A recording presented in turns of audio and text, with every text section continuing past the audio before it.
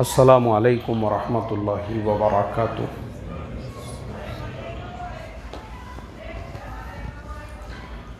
بسم اللہ الرحمن الرحیم، نحمدہ ونصلی علی رسولہ الکریم، اما بعد۔ محترم بھائیوں، بزرگوں، دوستوں، دیکھو اللہ تعالیٰ کا کروڑوں درجے ہمارے اوپر کرم ہوا، فضل ہوا، احسان ہوا کہ اللہ نے اس بابرکت محنت کے لیے ہم کو قبول فرمایا۔ اس میں ہمارا کمال نہیں ہے، بلکہ یہ اللہ تعالیٰ کی طرف سے قبولیت کی نشانی ہے کہ اللہ تبارک و تعالیٰ نے ہم کو چنا، ہم کو قبول کیا، اس لیے کہ یہ جو کام ہے نا، اتنا اونچا کام ہے، اتنا اونچا کام ہے۔ یہ کام پہلے بنی اسرائیل کے نبیوں کو ملتا تھا، لیکن اللہ تعالیٰ نے امت محمدیہ کو بھی یہ کام عطا فرمایا۔ یہ نبیوں والا کام ہے، نبیوں والی محنت ہے۔ اللہ تبارک و تعالیٰ نے ہم کو جو اس کام کے لیے قبول کیا اور یہ کام ہم کو عطا فرمایا، اللہ نے چنا ہم کو، اور اللہ تعالیٰ نے ہمارا سلیکشن کیا اس کے لیے، اس لیے کہ اللہ تعالیٰ اتنا اونچا کام کسی بھی ایسے ایرے غیر نتو خیرے کو نہیں دیتے ہیں۔ فضائل نماز میں واقعہ لکھا ہے حضرت شیخ زکریا رحمۃ اللہ علیہ نے کہ حضرت عطا ابن ابی رباح رحمۃ اللہ علیہ، جو بہت بڑے تابعی تھے اپنے زمانے میں، اور امام بخاری کے استادوں کے بھی وہ استاد تھے، وہ ایک مرتبہ ان کے پاس میں ایک باندی تھی، اور وہ ایک مرتبہ اپنے گھر پہ آرام کر رہے تھے، اور ان کی جو باندی تھی وہ اٹھی، اس نے وضو کیا، اور وضو کرنے کے بعد وہ باندی جو ہے نماز کے لیے کھڑی ہو گئی۔ نماز کے بعد اس باندی نے دونوں ہاتھ اٹھائے، اور ہاتھ اٹھا کے وہ دعا کرنے لگی اور کہا، اے اللہ، تجھے مجھ سے جو محبت ہے اس محبت کا واسطہ میرا فلانا فلانا کام کر دے۔ تو حضرت عطا ابن ابی رباح جو ہے وہ معمولی آدمی تو تھے نہیں، اس وقت کے بہت بڑے محدث تھے، بہت بڑے عالم تھے، تابعی تھے۔ حضرت عمر فاروق رضی اللہ تعالیٰ عنہ کے زمانے میں یہ پیدا ہوئے تھے، ان کی خلافت کے وقت میں، تو اس لیے انہوں نے صحابہ سے تعلیم حاصل کی تھی، یہ صحابہ کے شاگرد تھے۔ حضرت عبداللہ ابن عباس رضی اللہ عنہما کے یہ شاگرد تھے، اتنے بڑے وہ اپنے وقت کے عالم تھے۔ انہوں نے اس باندی کو ٹوکا، اور انہوں نے کہا کہ اللہ کی بندی اللہ تبارک و تعالیٰ سے ایسے دعا نہیں کرتے ہیں کہ اے اللہ، تجھے مجھ سے جو محبت ہے اس محبت کا واسطہ، بلکہ اللہ سے ایسا کہتے ہیں کہ اے اللہ، مجھے تجھ سے جو محبت ہے اس محبت کا واسطہ۔ اس باندی نے حضرت عطا ابن ابی رباح کی طرف دیکھا اور کہنے لگی کہ عطا، اگر اللہ تعالیٰ کو مجھ سے محبت نہ ہوتی تو اپنے سامنے کھڑا نہ کرتا۔ اللہ نے مجھے اپنے سامنے کھڑا کیا اور تم کو میٹھی نیند سلایا، یہ اس بات کی علامت اور نشانی ہے کہ اللہ مجھ سے محبت کرتے ہیں، اسی لیے اس نے مجھے اپنے سامنے کھڑا کیا۔ تو یہ واقعے سے پتہ یہ چلا کہ اللہ جس سے محبت کرتے ہیں، اگر کسی کو 2 رکعت نماز پڑھنے کی بھی توفیق مل جائے نا، تو اس پر بھی اس نے شکر ادا کرنا چاہیے کہ اے اللہ، اس میں میرا کمال نہیں ہے، بلکہ تیرا کرم ہے کہ تو نے مجھے تیرے سامنے سجدہ کرنے کے لیے قبول کیا۔ ایسے ہی یہ جو کام ہے، دعوت کا بابرکت کام اور مبارک کام، جس کے لیے اللہ نے ہم کو چنا ہے، کیا ہمارے بستی میں، ہمارے اپنے شہر میں، ہمارے اپنے علاقے کے اندر لوگوں کی کمی ہے؟ بھائی، ہمارے سے اچھے لوگ ہیں، ہمارے سے زیادہ پیسے والے لوگ ہیں، ہمارے سے زیادہ صلاحیت والے لوگ ہیں، ہمارے سے زیادہ پاور والے، ہمارے سے زیادہ طاقت والے لوگ ہیں، اور فرصت والے لوگ بھی ہیں۔ آپ روڈ پہ نکل جائیے، آپ کو مال کے سامنے جو ہے 50 مسلمان بیٹھے ہوئے ملیں گے۔ ویلکم ہال کے پیچھے جو ہوٹلوں کی لائن ہے، 50 مسلمان آپ کو ہر ہوٹل کے اندر صبح 4 بجے تک بیٹھے ہوئے ملیں گے۔ ان سب کے باوجود اللہ تعالیٰ نے ہم جیسوں کو چنا۔ کس کو چنا بھائی؟ ہم جیسوں کو اللہ تعالیٰ نے جو چنا ہے، تو یہ ہمارے اوپر اللہ تعالیٰ کا کرم ہوا، ہمارے اوپر اللہ تعالیٰ کا احسان ہوا۔ اس کے لیے میں جہاں بھی جاتا ہوں یہی کہتا ہوں دعوت کا کام کرنے والوں سے کہ بھائی اللہ نے ہم کو جو دعوت کا کام عطا فرمایا ہے نا، تو اس کے ملنے پر بھی ہم نے روزانہ 2 رکعت شکرانہ نماز پڑھنا چاہیے کہ اے اللہ تو نے اتنا اونچا اور اتنا بابرکت کام جو ہے وہ ہم کو عطا فرمایا ہے۔ تو یہ جو کام ہے، اس کام کی عظمت ہمارے دل میں ہو، اس کام کی اہمیت ہمارے دل میں ہو، اس کام کا ایک چھوٹا چھوٹا بھی جو عمل ہے، یعنی اس کام کے اگر اعلان بھی ہے نا، اعلان کی بھی ذمہ داری، تو اس کی بھی عظمت ہمارے دل میں ہونا چاہیے کہ وہ بھی بہت اونچا عمل ہے۔ چھوٹے سے چھوٹا گشت میں ملاقات کے لیے جا رہے ہیں، مطلب دعوت کے کام کا کسی بھی عمل کی ہمارے دل میں جو ہے نا اس کا استخفاف نہیں آنا چاہیے۔ استخفاف کسے کہتے ہیں؟ اس کو ہلکا سمجھنا۔ کیا سمجھنا بھائی؟ اس کو ہلکا سمجھنا۔ ہلکا مطلب جانے دو یار، گشت میں نہیں گئے تو کیا ہو رہا اپنے نہیں جانے سے؟ گشت کر کے بھی کون سا فائدہ ہو رہا اس میں؟ کون سا ایسا انقلاب آ جانے والا ہے گشت؟ یہ جملے جس کی زبان پہ آئے یا دل میں بھی خیال آیا تو سمجھ جانا اس کا زوال وہاں سے شروع ہو گیا۔ یہ ہم نے اپنے بڑوں سے سنا ہے۔ ابھی مہاراشٹر والوں کا جو مشورہ تھا اس کے اندر مجھے نام ذہن میں نہیں ہے، لیکن کسی نے یہ جملہ کہا تھا کہ دعوت کے کام کے کسی بھی عمل کا اگر استخفاف یعنی اس کو ہم ہلکا سمجھ رہے ہیں تو فوراً سمجھ جانا کہ اس دن سے ہمارا زوال شروع ہو گیا۔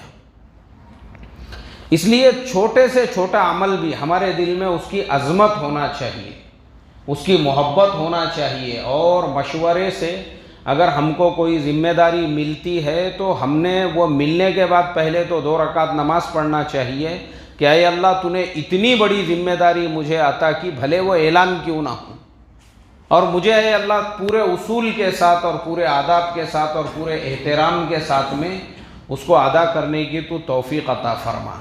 تو انسان جو ہے نا آخری سانس تک اس کام کے اوپر جم سکتا ہے، اور اس کام کے ذریعے سے اللہ تعالیٰ اس کو وہ جو چیز ملنے کی ہے۔ دیکھو یہ کام جو ہے نا، کام یہ دوسروں کے لیے کرنے کا نہیں ہے۔ میں نے جمعہ میں بھی کہا ہوں، یہ کام کس کے لیے کرنے کا ہے بھائی؟ اپنے لیے کرنا ہے۔ اگر اس کام کے ذریعے سے ہمارے دل میں معرفت کا نور نہیں پیدا ہو رہا ہے اور ہم جو ہے نا ابھی بھی تیری میری کرنے میں لگے ہوئے ہیں، یا ہمارے دل میں یہ خیال پیدا ہو رہا ہے کہ یار مجھے تو پوچھ رہا بھی نہیں کوئی، میرے سے تو رائے بھی نہیں لے رہا کوئی، مجھے تو آگے بھی نہیں بڑھا رہے، میرا تو بیان بھی نہیں طے کر رہے، مجھے تو بڑا پن بھی نہیں دے رہے، یہ اگر دل میں خیالات پیدا ہو رہے ہیں، انسان 50 سال تک دعوت کا کام کرتا رہے گا لیکن معرفت کے نور سے اس کا دل محروم رہے گا۔ حضرت مولانا عمر صاحب پالن پوری رحمۃ اللہ علیہ کی زبان سے یہ جملہ ہم نے سنا تھا۔ وہ فرماتے تھے کہ بولے دیکھو یہ اتنا اونچا کام ہے، اتنا اونچا کام، اگر اس کام کو اس کام کے اصول اور آداب کے ساتھ اور مرکز نظام الدین سے جو بات کہی جا رہی ہے اس کے مطابق اگر کوئی انسان 4 مہینے لگاتا ہے اللہ کے راستے میں، کتنے مہینے بھائی؟ 4 مہینے نظام الدین میں جو بات کہی جا رہی ہے بس اتنا ہی کرنا ہے۔ یہ کام کی سب سے بڑی خاصیت یہ ہے، اس کام کے اندر نہ ہم کو اپنی طرف سے کچھ بڑھانا ہے اور نہ ہی اپنی طرف سے کچھ گھٹانا ہے۔ جتنا ہمارے بڑے بول رہے ہیں ہم کو اتنا ہی کرنا ہے۔ ہمارے مولانا یونس صاحب رحمۃ اللہ علیہ فرماتے تھے داعی کی مثال ٹانگے کے گھوڑے کے جیسی ہوتی ہے۔ جیسے ٹانگے کا جو گھوڑا ہوتا ہے نا، اس کے دونوں سائیڈ میں ایسا لگا ہوا ہوتا ہے پردہ، نہ اس کو ادھر کا نظر آتا ہے نہ اس کو ادھر کا نظر آتا ہے، اس کو بس سامنے کا نظر آتا ہے۔ جتنا ہمارے بڑوں نے کہا ہے بھائی ہم اس کے اوپر عمل کریں اور بس اسی کے اوپر جو ہے ہم کو، یعنی وہ جو ان کے اصول ہے اس کے مطابق ہی ہم کو چلنا ہے۔ تو حضرت مولانا عمر صاحب پالن پوری رحمۃ اللہ علیہ فرمایا کرتے تھے کہ دیکھو یہ اتنا اونچا کام ہے، اگر تم 4 مہینے جتنا نظام الدین والے کہہ رہے ہیں ان کے اصول اور آدابوں کے مطابق لگاؤں گے، میں تم کو اس نظام الدین کی کرسی پر گارنٹی کے ساتھ میں یہ بات کہتا ہوں، اللہ ولی بنے بغیر تم کو موت نہیں دے گا۔ ولایت سے پہلے موت نہیں آئیں گے تم کو، کیونکہ یہ کام ہی ولی بنانے کا کام ہے۔ کیا بنانے کا کام ہے بھائی؟ ہمارے حضرت جی مولانا سعد صاحب منع فرماتے ہیں کہ تبلیغ میں یا اللہ کے راستے میں نکلنے کے بعد جماعتوں کے ساتھ جو اللہ کا خصوصی مدد کا معاملہ پیش آتا ہے وہ ہمارے بیانوں میں بالکل برا بیان نہ کیا جائے، یہ کرامتیں وغیرہ وغیرہ، کیونکہ کام اس سے بھی آگے نکل چکا ہے۔ ورنہ ایسی کرامتیں اللہ تبارک و تعالیٰ نے ظاہر فرمائی ہے اس کام کے کرنے والوں کے ہاتھوں سے، اور اس کام کے ساتھ میں جو ہے اللہ کی ایسی مدد و نصرت کے معاملات ہوئے ہیں، ہم سوچ بھی نہیں سکتے اس کو، کیونکہ یہ الہامی کام ہے۔ کون سا کام ہے بھائی؟ یہ الہامی کام ہے۔ ہمارے مولانا یونس صاحب رحمۃ اللہ علیہ فرماتے تھے اللہ تبارک و تعالی نے اس کام کو خطرے سے باہر نکال دیا ہے، نہ اب اس کام کو کسی کی مخالفت سے کوئی نقصان ہوگا اور نہ ہی کسی کی موافقت سے کوئی فائدہ ہوگا، کچھ نہیں۔ پوری اگر دنیا بھی اس کے مخالفت میں کھڑی ہو جائے، اب اس کے حفاظت کی ذمہ داری کس نے لے رکھی ہے بھائی؟ اب ہم نے دیکھے کورونا کے زمانے میں جس طریقے سے مرکز نظام الدین اور ہمارے نظام الدین کے جو اکابر ہے اور ہمارے حضرت جی مولانا سعد صاحب کو نشانہ بنایا گیا، اور بس ایک ایسا ماحول تیار کیا گیا کہ ایک عام ہمارا کام کرنے والا جو ساتھی ہے اب اس نے سوچا پتہ نہیں آگے کیا ہوگا۔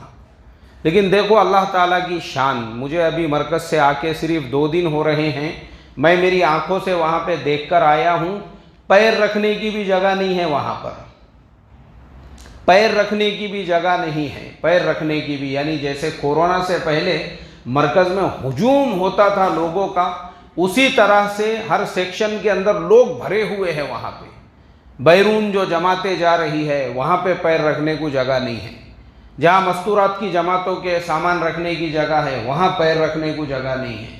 عمومی جو مسجد کے اندر بات ہوتی ہے تو پہلے ایسا ہوتا تھا، آپ لوگوں میں سے جو لوگ نظام الدین گئے ہوں گے مرکز میں انہوں نے دیکھے ہوں گے کہ فجر کے بعد کا جو بیان ہے وہ سامنے کے حصے میں ہوتا تھا، لیکن ابھی وہ بیان ہو رہا ہے اندر، مسجد کا جو ممبر ہے اس کے بازو میں ہی، وہیں پہ جہاں پہ حیات الصحابہ کی تعلیم ہوتی ہے اسی جگہ پہ، لیکن اس کے باوجود پوری مسجد بھری ہوئی ہے، مسجد کے باہر کا صحن بھرا ہوا ہے، اس کے آگے جہاں پہ بیرون والے کھانا کھاتے ہیں وہاں پہ بھی بیٹھنے کے لیے میں جگہ نہیں ہے، یعنی پورا مرکز جو ہے پوری طرح سے آباد ہو چکا ہے۔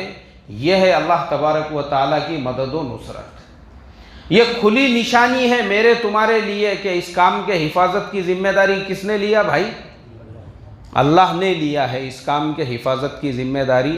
اور کیوں لیا ہے اللہ نے اس کام کی ذمہ داری؟ اس لیے کہ اللہ کے نبی صلی اللہ علیہ وسلم نے اپنی بیٹی حضرت زینب سے کہا تھا کہ بیٹی غم مت کر، ایک وقت ایسا آئے گا اللہ تبارک و تعالی تیرے والد کے لائے ہوئے دین کو دنیا کے ہر پکے مکان میں پہنچا کر رہے گا، اور اللہ کے نبی کی وہ جو بشارت ہے اور وہ جو اللہ کے نبی صلی اللہ علیہ وسلم کی پیشن گوئی ہے اللہ تعالیٰ اسی کام کے ذریعے سے وہ پورا کرا کے بتائیں گے۔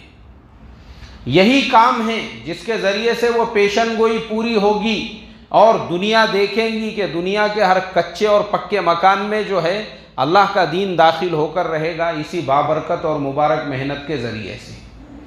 تو یہ جو کام ہے نا، جتنا ہمارے بڑے فرما رہے ہیں ان کے اصول آداب کے مطابق، اگر کیونکہ وہ بھی جو انہوں نے اصول آداب بنائے ہوئے ہیں ان کے دل سے گھڑے ہوئے نہیں ہیں، یہ سارے اصول اور آداب سیرت سے ثابت ہے۔ کیسے ثابت ہے بھائی؟ سیرت سے ثابت ہے۔ ابھی جیسے ہمارے انتخاب بھائی نے جو ہے کارگزاری کے عمل میں یہ بتائے کہ اللہ کے نبی صلی اللہ علیہ وسلم کے زمانے میں جب کوئی جماعت اللہ کے راستے میں روانہ ہوتی تھی تو اللہ کے نبی صلی اللہ علیہ وسلم ان کو مستقل جو ہے نا وقت کیسے گزارنا ہے اس کی نصیحتیں فرمایا کرتے تھے۔ حضرت زید ابن حارثہ رضی اللہ تعالیٰ عنہ کو امیر بنا کر جنگ موتا کے اندر جب آپ نے روانہ کیا تو مدینے کے باہر کئی میل تک اللہ کے نبی صلی اللہ علیہ وسلم ان کو وقت گزاری کی بات سمجھاتے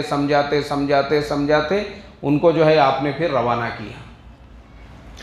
حضرت معاذ ابن جبل رضی اللہ تعالیٰ عنہ کو یمن کا گورنر بنایا تو ایسی گورنر بنا کے بھیج نہیں دیا، بلکہ ان کے ساتھ چلے سفر راستے میں، اور چلتے چلتے ان کو نصیحتیں کرتے رہے، کہا کہ معاذ یمن والوں کو جو ہے خوشخبریاں سنانا، ان کو زیادہ ڈرانا مت، ان کے ساتھ نرمی کا معاملہ کرنا، ان کے ساتھ زیادہ سختی کا معاملہ مت کرنا۔ یعنی یہ وقت گزاری کی بات ہو رہی ہے، صحابہ کو اللہ کے نبی جو ہے اس طرح سے، تو یہ سب سیرت سے ثابت ہے۔ کیسے ثابت ہے بھائی؟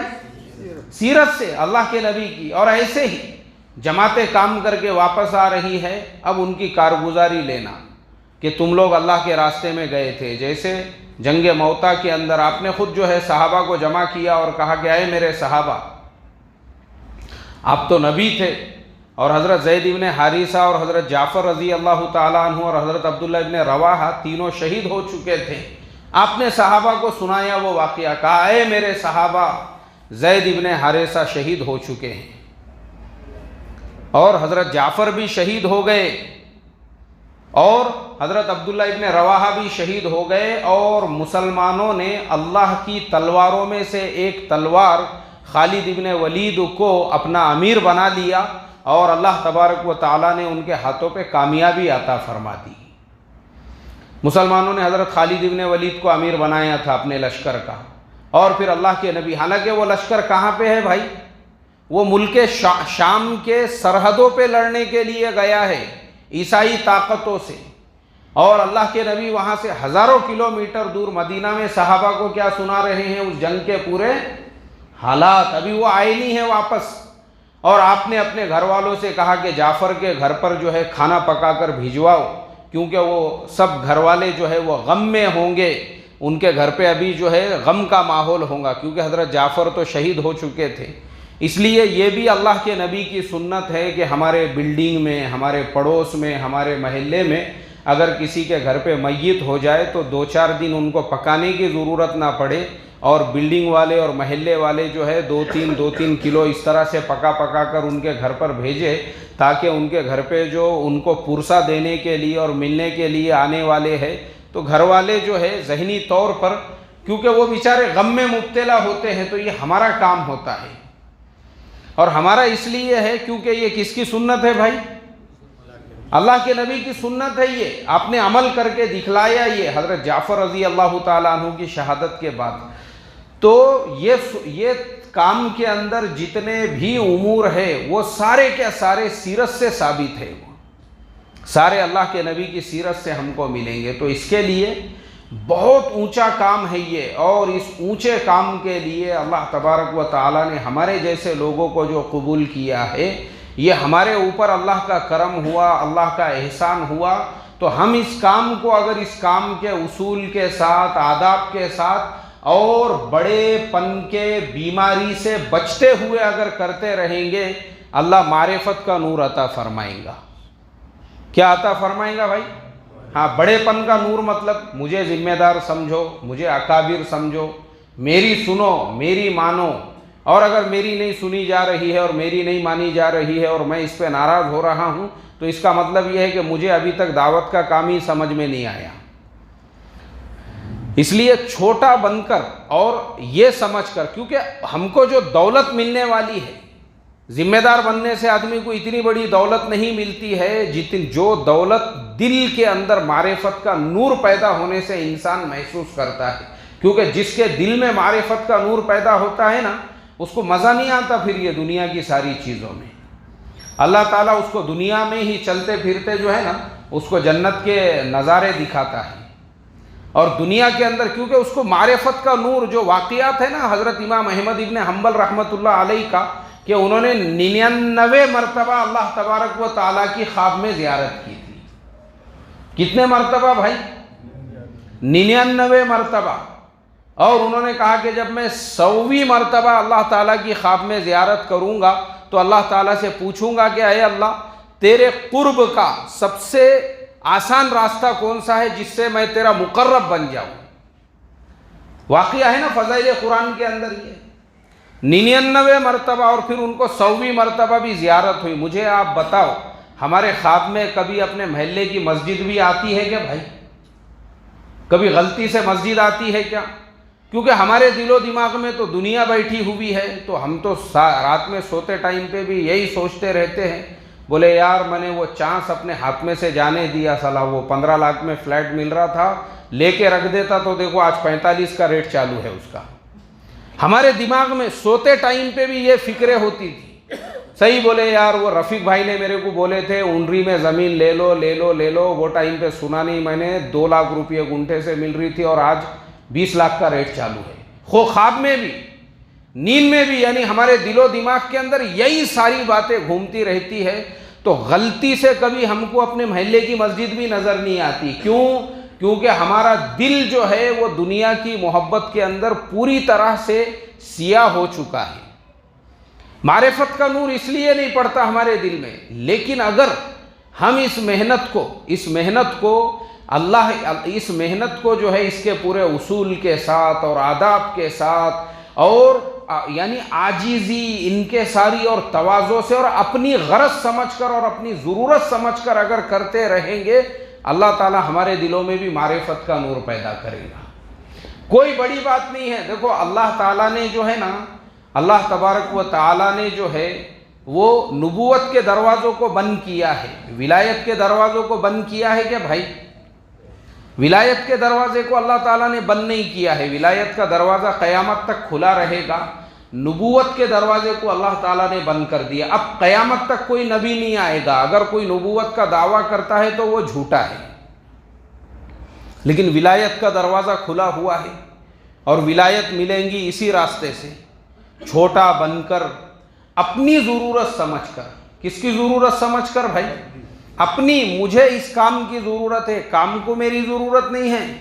آج کام جو ہے اللہ تبارک و تعالیٰ نے جو ہے کام تو اللہ پوری دنیا کے اندر، ابھی ہم نے خود دیکھ کر آئے، بیرون جو ہے، بیرون جو جانے والی پیر رکھنے کو جگہ نہیں ہے، لوگ بیرون جانے کے لیے تیار ہے۔ ہمارے حضرت جی اور نظام الدین کے مشورے سے پھر جو ہے 3 چلوں کی اس کے اندر پابندی لگائی گئی، جو کوائف ہے۔ تو نہیں تو پہلے بیرون کس کو بھیجا جاتا تھا؟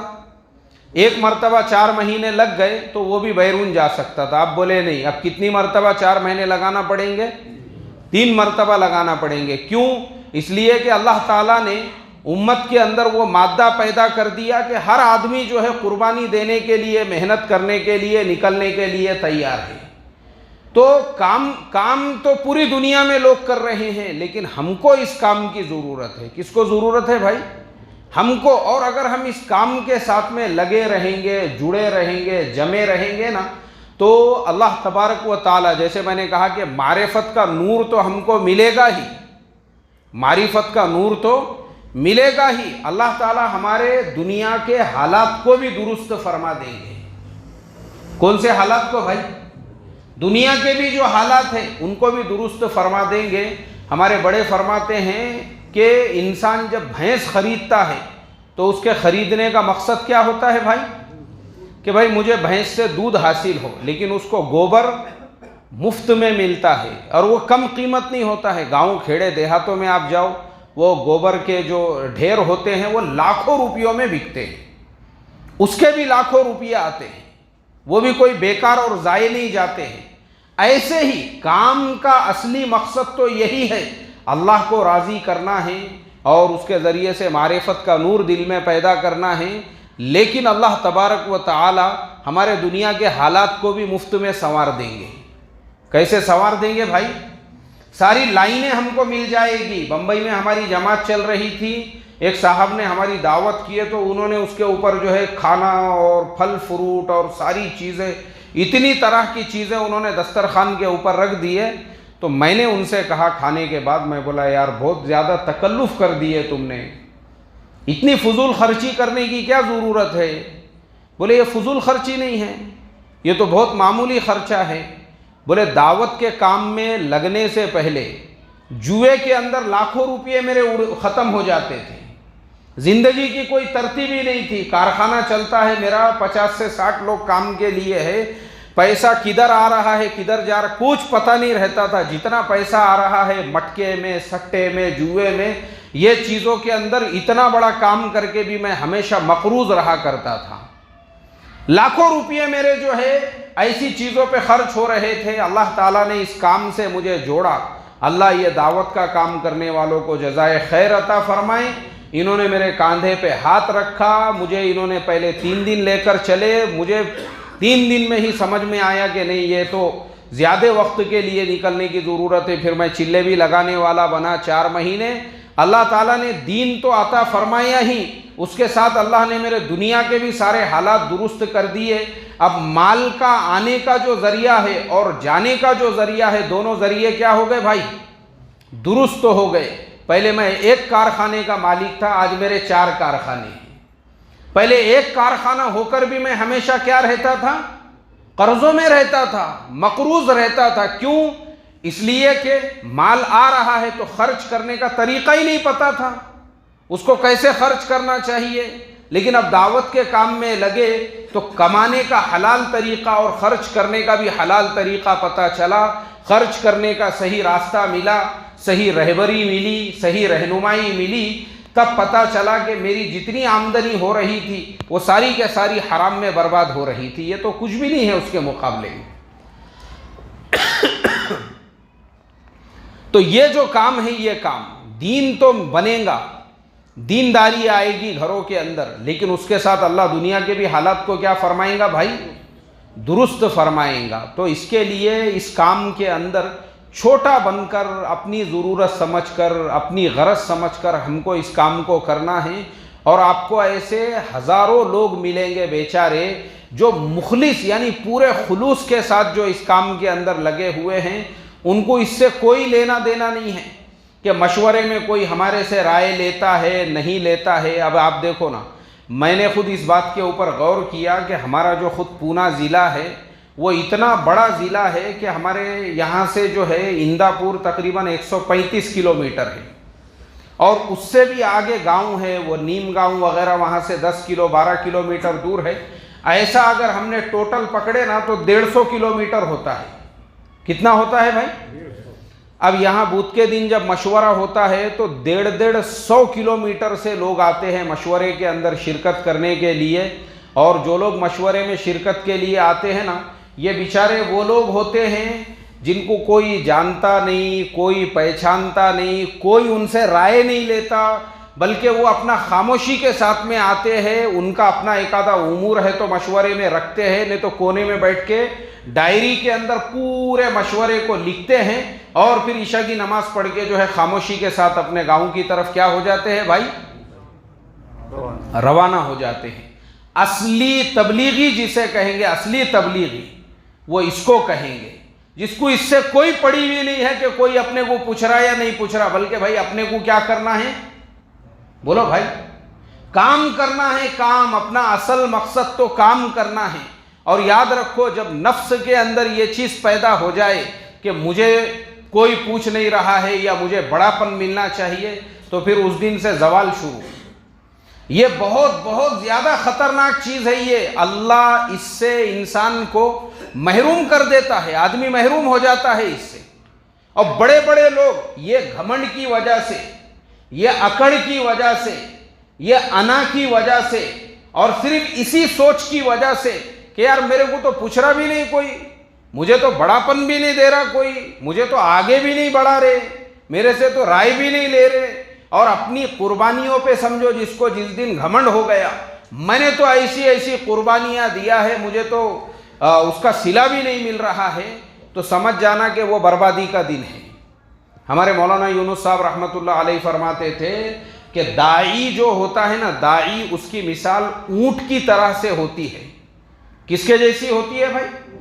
اونٹ کے جیسی۔ اونٹ جب اپنے منزل کی طرف نکلتا ہے نا تو کبھی بھی پیچھے مڑ کے نہیں دیکھتا ہے، بلکہ وہ سامنے دیکھتا ہے کہ مجھے ابھی اور کتنا راستہ طے کرنا ہے۔ ہاتھی کے جیسی نہیں ہوتی ہے کہ تھوڑا آگے چلا تو وہ پیچھے دیکھتا ہے کہ میں نے اتنے ریکارڈ بنائے ہوئے ہیں، پھر تھوڑا آگے چلا کہ پھر پیچھے مڑ کے دیکھتا ہے، ہاں میں نے یہ بھی ریکارڈ بنایا ہوا ہے۔ تو وہ اپنے اعمال پہ جب نظر ڈالتا ہے، اس کے لیے اس کا سفر آگے کا کٹھن ہو جاتا ہے اس کے لیے۔ تو داعی کی مثال اونٹ کی طرح سے ہوتی ہے، عاجزی، ان کے ساری تواضع کے ساتھ اپنی غرض اور اپنی ضرورت سمجھ کر کرنے والا۔ اسی لیے، اور یہ کام کی خاصیت ہے، یہ کام کی کیا ہے بھائی؟ یہ کام کی خاصیت ہے، جو اس کے تابع بن کر چلا اللہ تبارک و تعالیٰ نے پورے عالم میں اس سے کام لیا۔ کہاں پہ اس سے کام لیا؟ پورے عالم میں، پورے عالم کے لیے اللہ تبارک و تعالیٰ نے۔ ابھی آپ مجھے بتائیے نا، ابھی ہم لوگ مرکز میں بھی تھے اور اس سے پہلے یہاں پہ بھی ہماری ملاقات ہوئی۔ ہمارے سید نگر کی جو ہے ایک جماعت گامبیا کے لیے روانہ ہوئی۔ کہاں کے لیے روانہ ہوئی؟ گامبیا۔ کتنے لوگوں نے پہلی مرتبہ یہ ملک کا نام سنے؟ ذرا بتاؤ۔ بسم اللہ۔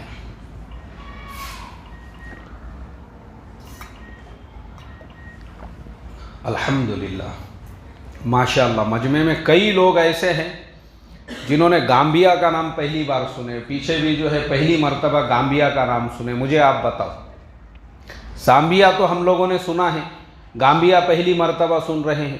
ویسے ملکوں کو، وہ ملک کتنے دور ہے؟ میں نے پوچھا ان کے امیر صاحب سے، تو بتانے لگے کہ 3 جگہوں پہ ہم کو راستے میں پلین چینج کرنا ہے۔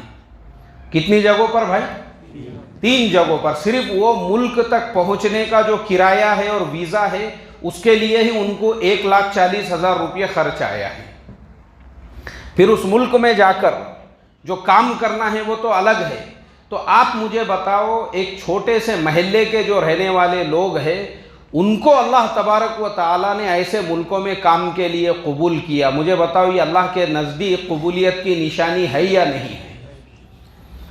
اس سے پہلے میں نظام الدین میں تھا، کورونا سے پہلے، اس وقت میں میوات کی ایک جماعت جو 12 لاکھ روپے خرچ کی تھی، اور جو ساؤتھ امریکہ اور ویسٹ انڈیز کے جو جزیرے ہیں وہاں پہ کام کرنے کے لیے جا رہی تھی۔ اب میں نے وہ سارے لوگوں کو دیکھا تو وہ سارے لنگی والے میواتی۔ میں نے بولا، اے اللہ، اب یہ بیچارے وہاں انگلش میں کیسی بات کریں گے، کیسا وہاں کے لوگوں کو سمجھائیں گے، اور کیا مطلب کس زبان کے اندر جو ہے یہ وہ علاقے کے اندر جا کے محنت کریں گے۔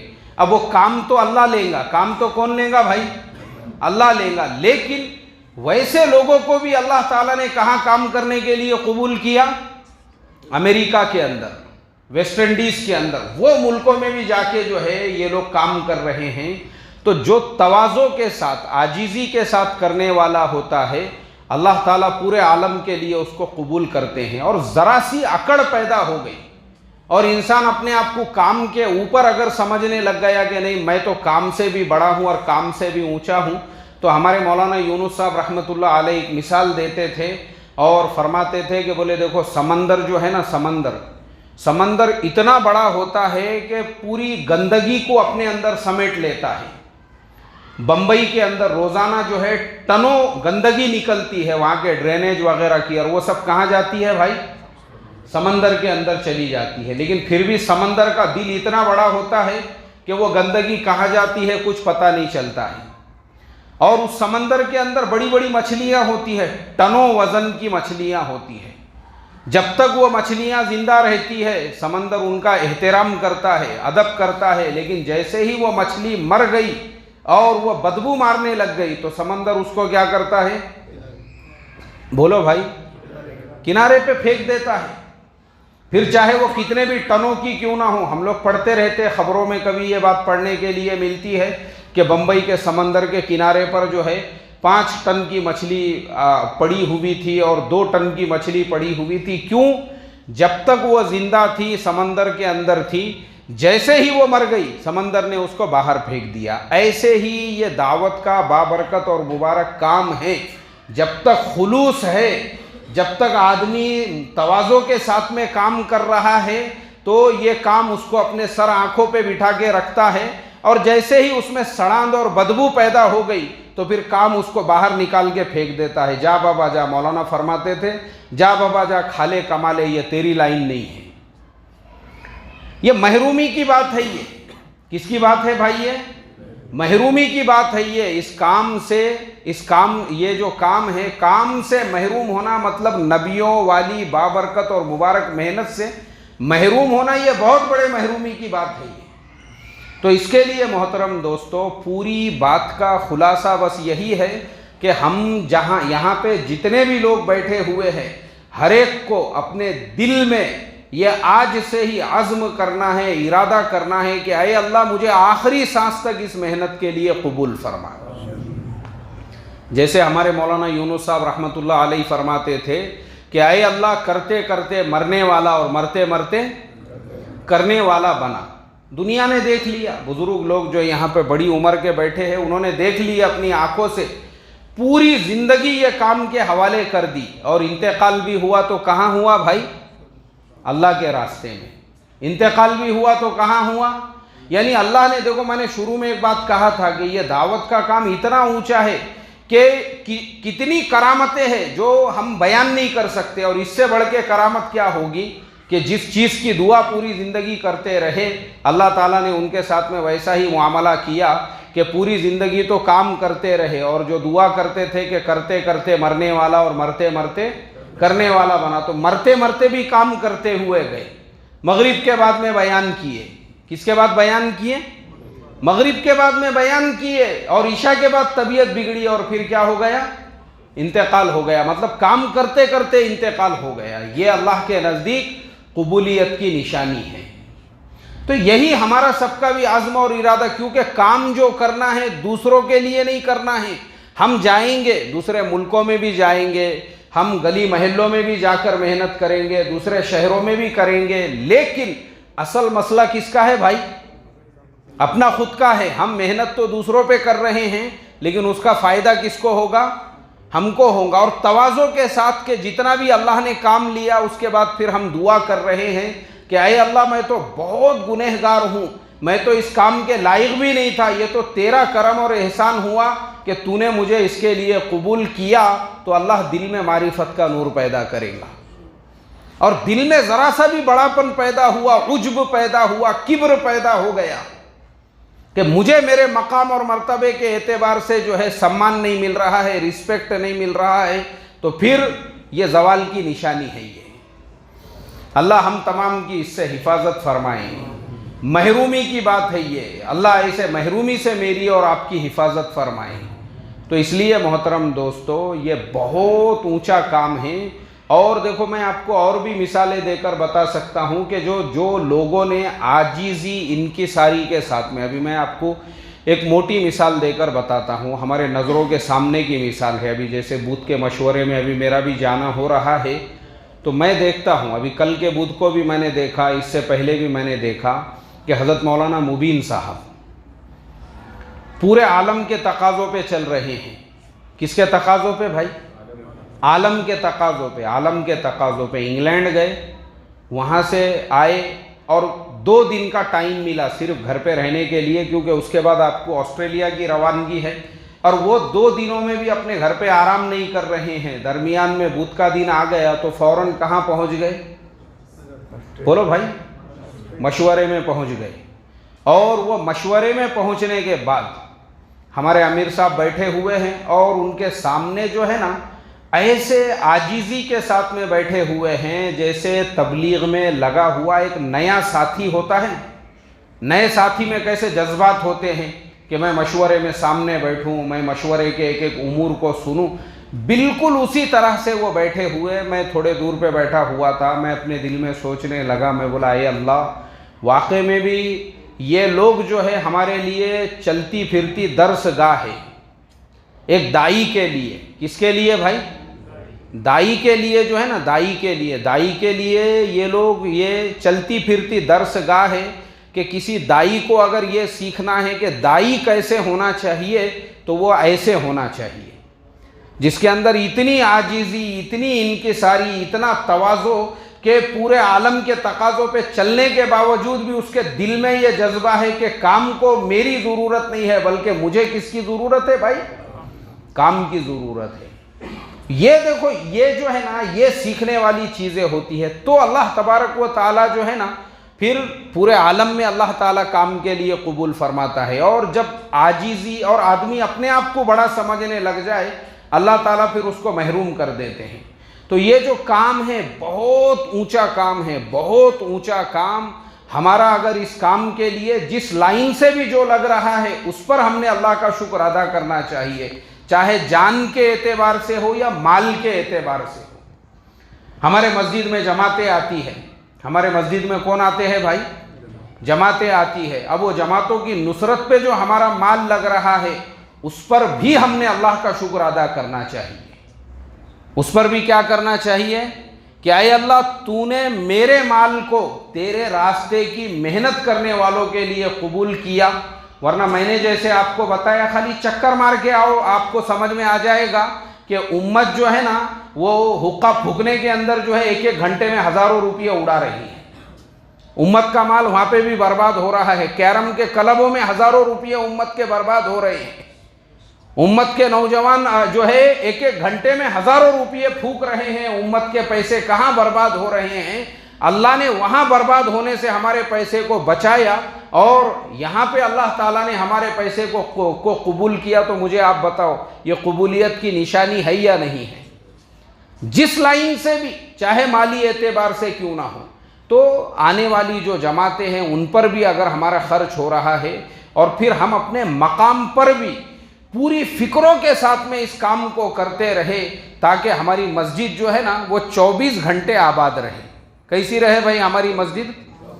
24 گھنٹے ہماری مسجد آباد رہے۔ جتنا زیادہ، ابھی بھی ہم نے نظام الدین میں اپنے بڑوں سے یہی سنا کہ مسجد کے آبادی میں سب سے زیادہ ان کا زور ہے کہ بھائی مسجد کے آبادی کی فکر کرو، چھوٹی چھوٹی جماعتیں بناؤ، خصوصی ملاقاتیں کرو، عمومی ملاقاتیں کرو، دعوت تعلیم استقبال والا جو عمل ہے وہ اپنی ہر مسجد کے اندر زندہ کرو، اور اگر یہ ہمارے ہر مسجد کے اندر زندہ ہوگا نا تو یہ ہماری جو بستیاں ہیں یہ 100% نمازی بنیں گی۔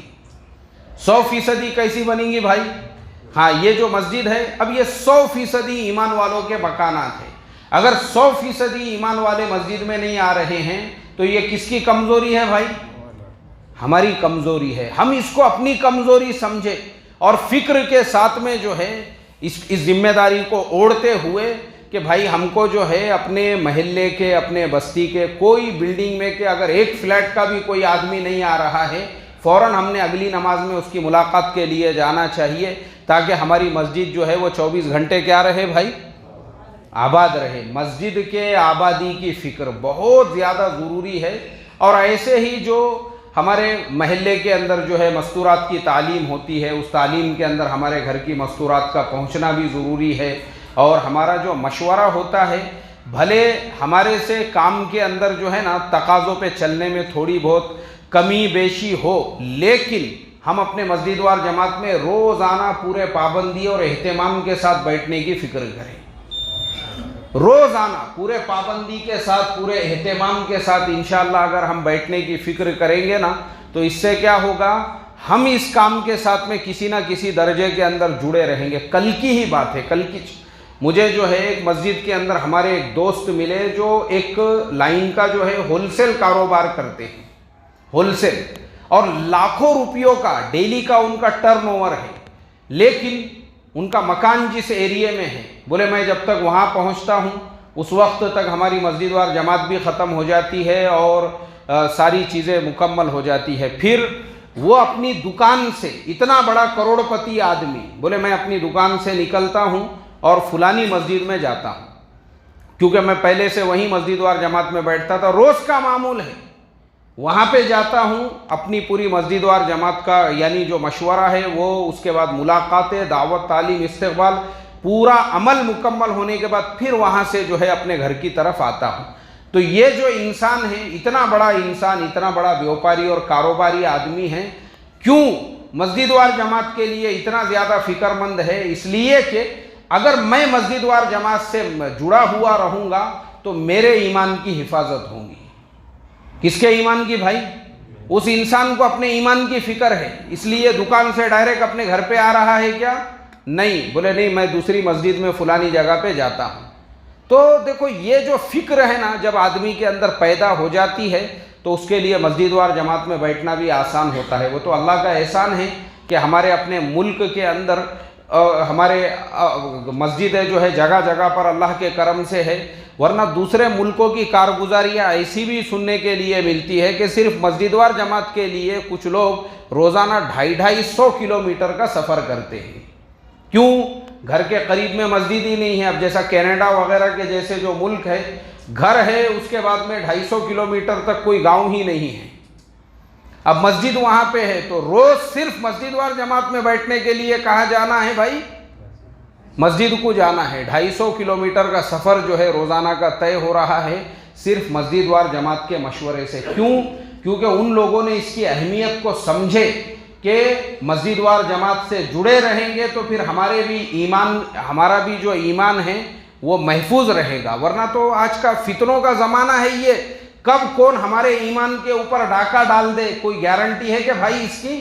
تو یہ دعوت کا جو کام ہے نا، ہمارے مولانا یونس صاحب رحمۃ اللہ علیہ فرماتے تھے یہ کام کی مثال جو ہے نا اس کے جیسی ہے، جو بکریوں کے چاروں طرف سے جو باڑ لگی ہوئی ہوتی ہے اس کے جیسی ہے۔ یہ باڑ ہے ہماری حفاظت کے لیے، کیونکہ باہر جو ہے وہ ایمان کو اچکنے والے بھیڑیے گھوم رہے ہیں، کوئی گارنٹی اور بھروسہ نہیں ہے۔ تو اس کے لیے ہم لوگوں نے سب نے جو ہے یہ تمام باتوں کی فکر کرنا چاہیے۔